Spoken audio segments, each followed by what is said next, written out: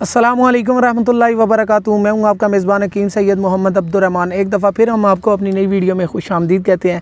और आज का जो हमारा टॉपिक है वो है धमासा बूटी के बारे में।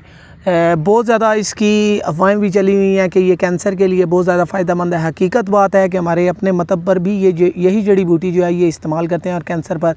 लेकिन जो अल्हम्दुलिल्लाह हमारे पास अपना जो तजर्बा है वो कैंसर की पहली स्टेज और दूसरी स्टेज पर ये काम करता है। पहले सोजिश होती है, फिर वरम होता है। 2 स्टेजों पर ये काम करता है। जब मर्ज़ अल्सर और कैंसर पर चला जाए तो कैंसर, फिर ये कैंसर की 4 स्टेजें होती हैं, उसमें ये काम नहीं करता। धमासा बूटी ये मेरे सामने पड़ी हुई है।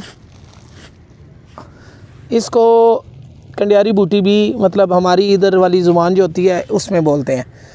तो ये धमासा बूटी की जड़ी बूटी है, इसकी ये पहचान है। मैं आपको दिखा दूँ तो ये भी आपको करीब जो है वो नदी नालों के करीब से मिलेगी। इसको आपने खुशक कर लेना है। खुशक जब हो जाए तो बारीक पाउडर करके आपने आधी चम्मच जो टीस्पून वाली है वो आपने इस्तेमाल करनी है ताज़े पानी के साथ, और इसके बहुत ज़्यादा फ़ायदेमंद है।